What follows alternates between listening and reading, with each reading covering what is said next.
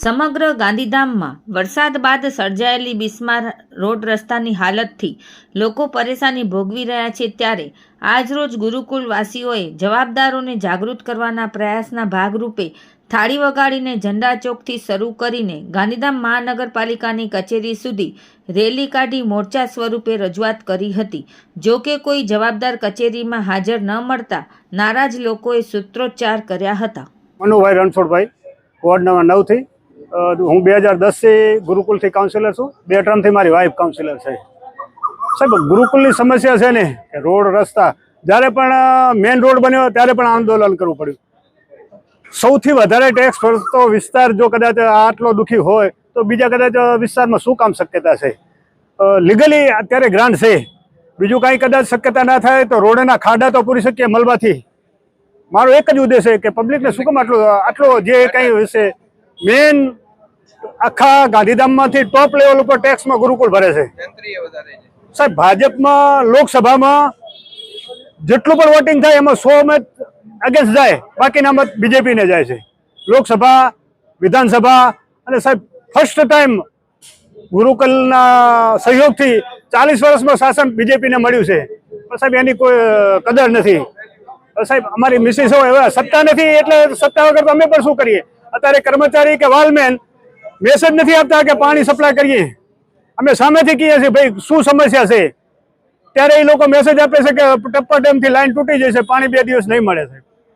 Against થોડુંક ધ્યાન રાખે અને આપણા વિસ્તાર છે એમ સમજી અને સહયોગ કરી અને તાત્કાલિક ધોરણે જેટલા ખાડા છે એમાં મલબો નખાઈ દેવડાય, આ એમાં અગસ્ટ રજૂઆત છે। પરિવારે બીજી ઘરના ધ્યાન રાખજો।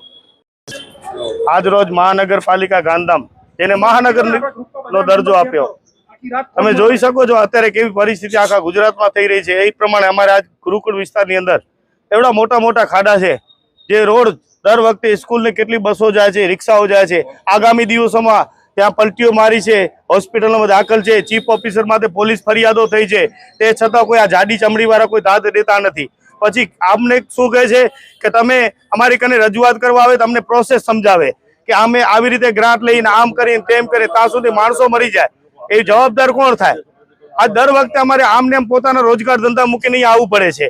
તમને ખબર છે આખા ગુજરાતની અંદર આ જો એક માણસ એમ કહે છે કે હવે તો વિસાવદરવારી જ કરવી પડશે, કારણ કે અમને મજબૂર કરવામાં આવે છે। અમે પ્યોર ભારતીય જનતા પાર્ટીના માણસો છીએ, અમે ભારતીય જનતા પાર્ટી સિવાય કોઈ જિંદગીમાં વોટ નથી આપ્યો। આ વખતે અમને મજબૂર કરવામાં આવી રહ્યો છે। ખાલી આવે ત્યારે એકબીજાને સંબંધમાં અમને ઇમોશનલ બ્લેકમેલ કરી નાખે કે ભાઈ તું તમારો ભાઈ છો ને, સમજો છો ને, શાંતિ રાખો ને, આમ રાખો ને।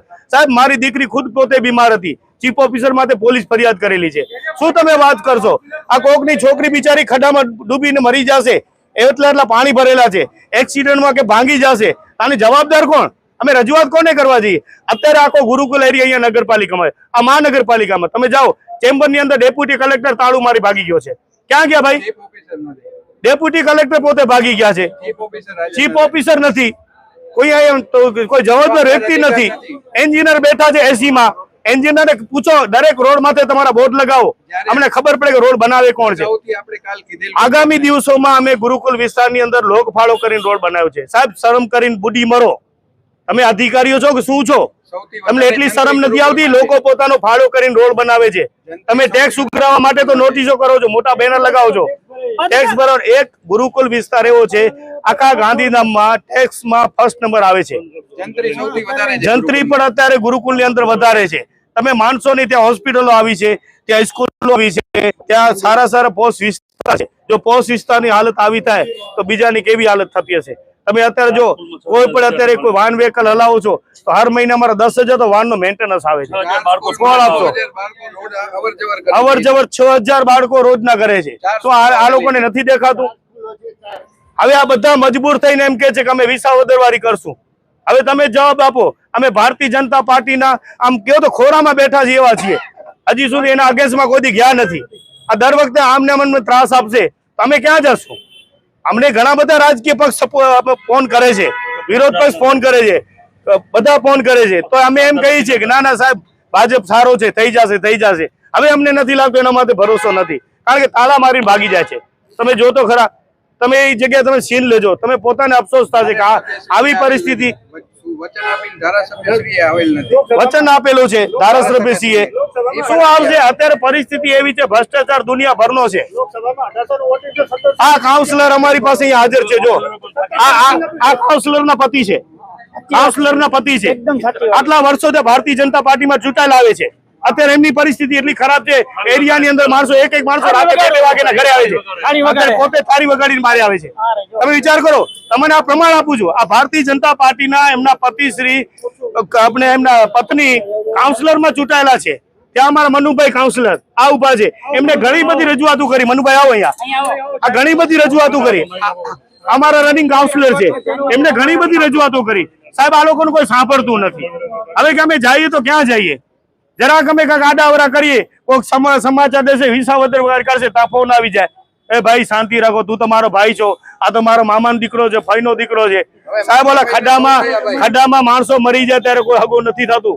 છોકરાઓ મરી ગયા ત્યાં તમે જુઓ તો ખરા કેટલા બીમાર થઈ ગયા. અને અત્યારે હોસ્પિટલો બધા ગુરુકુળમાં જ ખોલે છે. શું કામ? કે ત્યાં એક્સિડન્ટ વધુ થાય છે. અત્યારે આ પરિસ્થિતિ થઈ ગઈ છે. નગરપાલિકા તાળું મારીને ભાગી જાય છે. અત્યારે મનુભાઈ છે, એમની વેદના તમે સાંભળજો. મનુભાઈ, તમે કેટલા ટાઈમ કાઉન્સિલર રહ્યા અને કેવી રજૂઆતો કરી, કેટલું એમ દાદ દીધું?